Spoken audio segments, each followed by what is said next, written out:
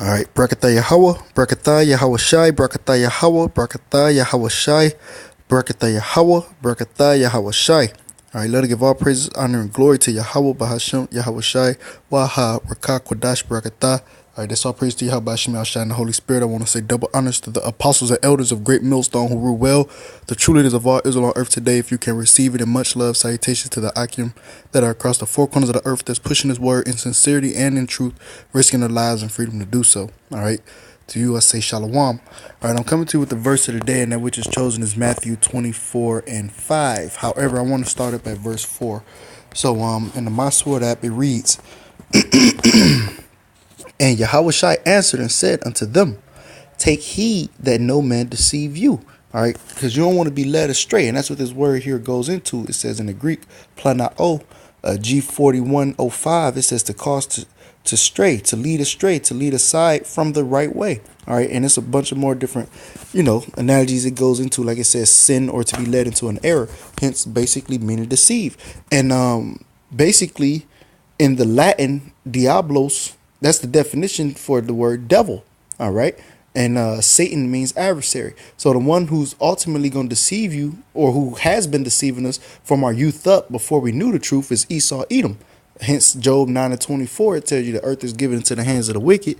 He covered the faces of the judges thereof. All right. So going into this topic here in verse 5, it says, For many shall come in my name, saying I am Christ. I'm just reading it verbatim. All right. Which basically means the anointed, or talk about Yahweh Shai, if you will, the son of men. It says, and shall deceive many. All right. And that's exactly what Esau did by having us believe in Caesar or Cesare Borgia. All right. And I'm going to show you a Project Bluebeam still picture in just a moment that's going to go into that topic. All right. And you got other guys in the other Israelite camps that's pushing a different name than Yahweh Shemel Shai as well, whether it be like GLCC with Ahaya and Yeshaya, or IUIC. They push, Christ, those names is not the true name. And that's a false deity, a false god, if you will, that y'all praying and worshiping and serving. All right. And that's ultimately going to deceive the house, that's going to deceive who is meant to deceive. Let me say that much, because I almost slipped of the tongue. The elect not going to be deceived. And as a matter of fact, I'm about to jump straight to it. I'm going to go straight in the same chapter 24:24. And it reads, For there shall arise false Christs and false prophets, and shall shew great signs and wonders, insomuch that if it were possible, they shall deceive the very elect.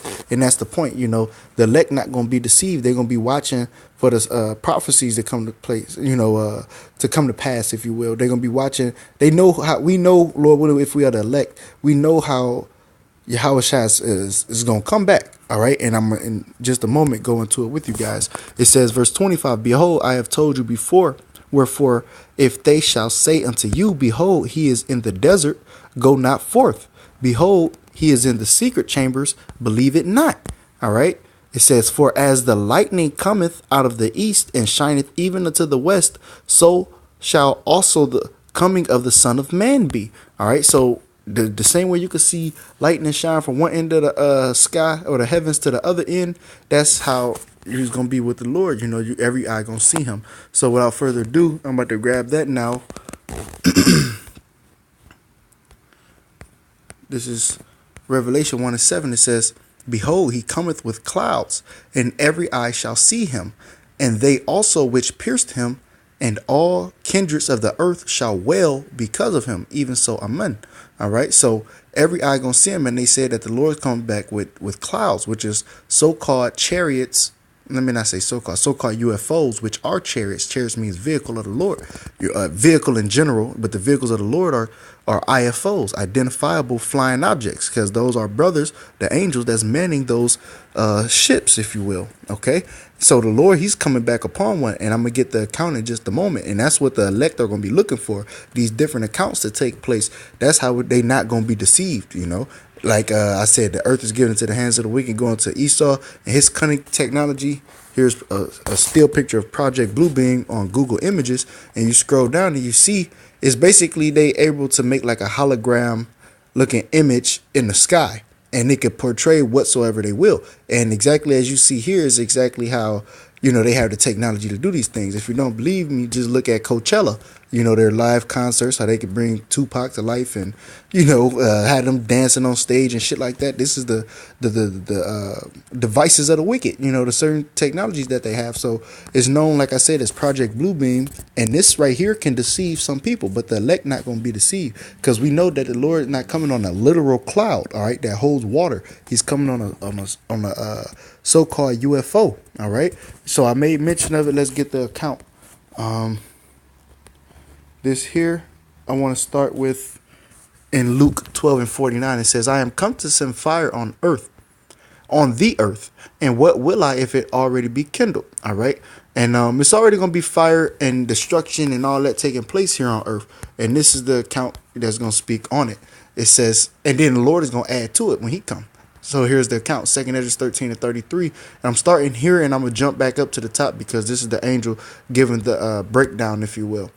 So bear with me. 2 Ezra 13:33, and it reads, and when all the people hear his voice, every man shall in their own land leave the battle. So if it's a battle going on, it's already going to be fire. Hey, people, they start fires over shit like the Super Bowl winning in Philly and shit, flipping over cars. People start fires over smaller matters than this. And this is the Son of Man coming back, all right? The King of Kings, the Lord of Lords. So there's going to be fire here. And he said, well, will I if it already be kindled? Because he's going to add to it. So I'm going to keep going. It says, every man shall in their own land leave the battle they have one against another.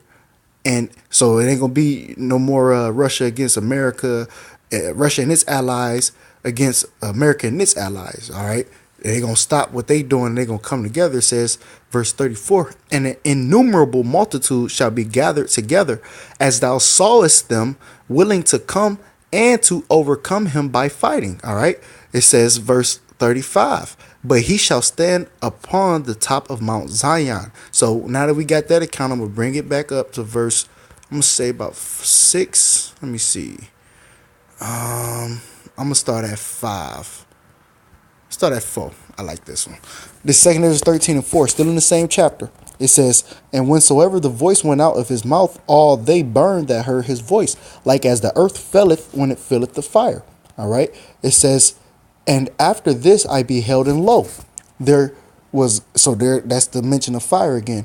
It says, and after this I beheld, and lo, there was gathered together a multitude of men out of number from the four winds of the heaven to subdue the man that came out of the sea. And the Bible speaks in parables. These are mysteries, all right?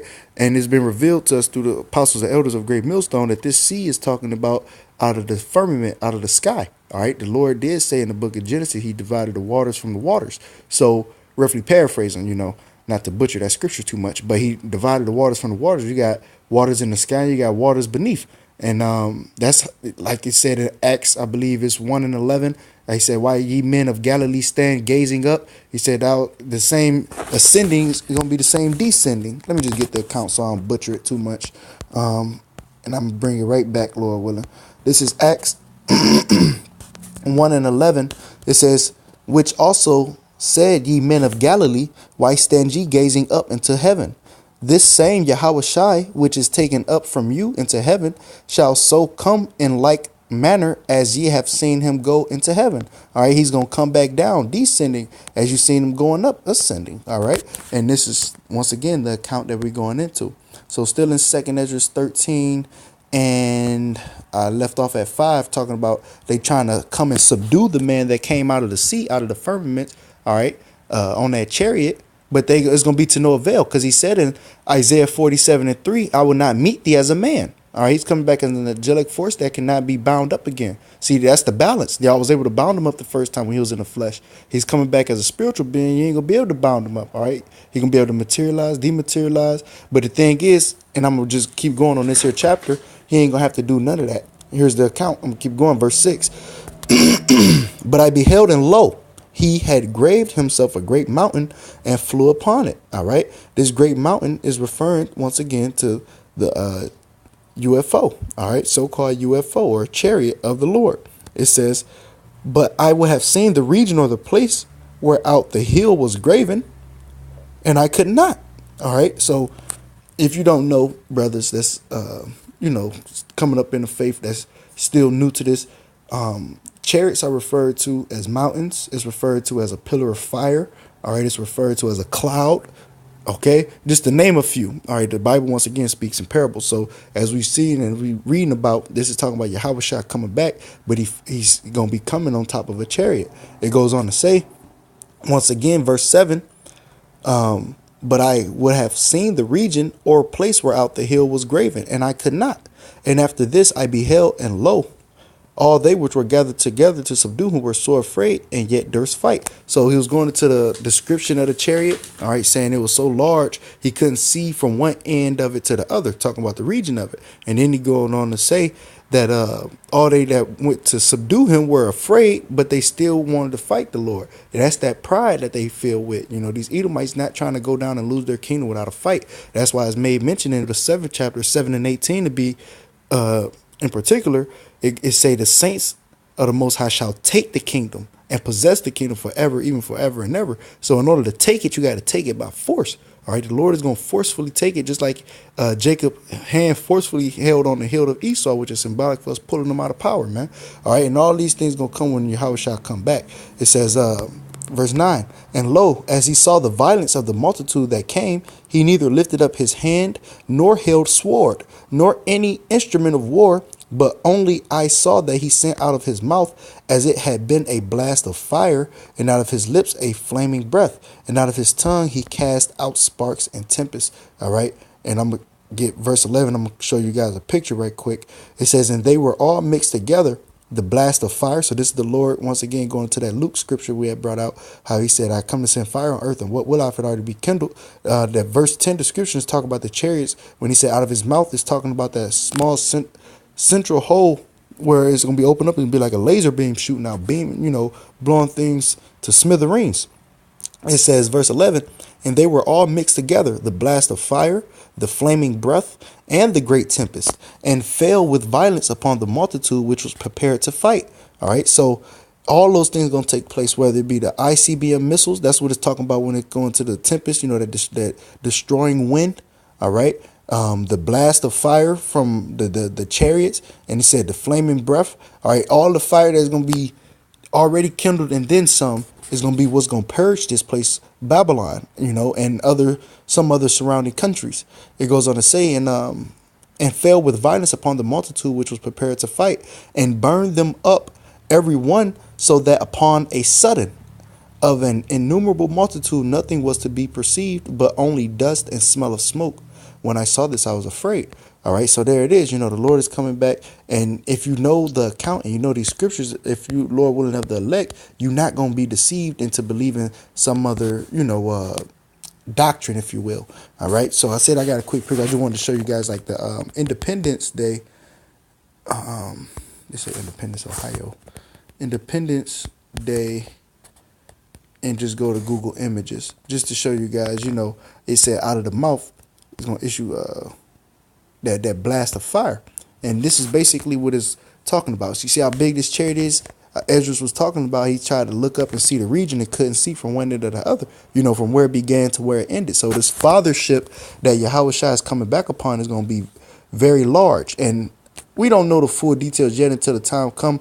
He said his chariots are 20,000. All right. So the Lord got multiple chariots, but the one that Yahweh Shai coming, it could be we just gonna find out, Lord willing, when he come, man. All right, when he come. I was gonna say it could be, all 20,000. It could be one real big one, all of them coming together, or maybe all of them coming out of the fathership. I don't know. That's gonna be revealed in due season. But just for edification's sake, you can see how large it is, and you can see in the center that big, the mouth, if you will, that blast of fire. And it's biblical, whether you want to receive it or not, or you want to think, otherwise. This is biblical, and it's going to take place in the very near future. So nonetheless, if you are the elect, you're not going to be deceived, because you know how Yahweh Shai is supposed to come back. He said every eye going to see him. But if you are not of the elect, you may very well be deceived by who? The God of this world. All right, let me get that last scripture. I'm going to get ready to close out. He have blinded them of this world, which is Esau, Edom. I once again made reference to Job 9 and 24 about the earth being given into the hands of the wicked. Let me see what this one say right quick. Yep, 2 Corinthians 4:3. But if our gospel be hid, it is hid to them that are lost. All right. And the vast majority of Israel is lost. That's why it tells you in Romans 11:7. And Slacky, I don't mean to digress from the original topic, but the spirit like to win. I got to bring this out. In Romans 11:7, it said, Israel have not obtained that which he seeketh for. All right. But the election hath obtained it, and the rest were blinded. Israel is seeking for the truth, which is why they have a zeal, just not according to knowledge. All right. So the vast majority is going to be lost. 2/3, which is 66.6% compared to 33.3 with the 1/3, the elect. The vast majority going to be lost to this gospel. It says, in whom the God of this world, once again, Job 9:24, the earth is given to the hands of the wicked. Talk about Esau, Edom, the main one who got the everything on lock, if you will. Esau, he got his hands in everything. It says, in whom the God of this world hath blinded the minds of them which believe not. Because ultimately, if you're a 2/3, you wasn't with Yahweh from the beginning. Y'all didn't believe in the other lifetimes that we lived, okay, through reincarnation, whether it been in this captivity, the Persian captivity, the Egyptian captivity. Y'all didn't believe in nan one of them. All right. It said, lest the light of the glorious gospel of Yahweh Shai, of Mashiach, who is the image of Yahweh, should shine unto them. All right. And the thing is, the Lord don't want everyone. And I know that's another topic for another day. I did a video on it already, going into Matthew 13:15, how the Lord don't want all of Israel. All right. He only want his chosen. And it tells you that in John 17:9, I pray for them. I pray not for the world. Nonetheless, bringing it back home, the elect is not going to be deceived. And that's the point. All right. They're not going to be deceived. But if you're watching for the prophecies and the signs of the times that's at hand, all right, you ain't going to be confounded. All right. You're going to know what's going on. The who, what, when, where, and why. All right. And it's going to comfort you in those days. That's why the scriptures say, Isaiah 33:6, knowledge of wisdom shall be the stability of thy times, man. All right. So I hope this video was edifying to a potential elect member or two. With that, I want to say shalom. And as always, hold fast that which is good. All right. Abad Babal.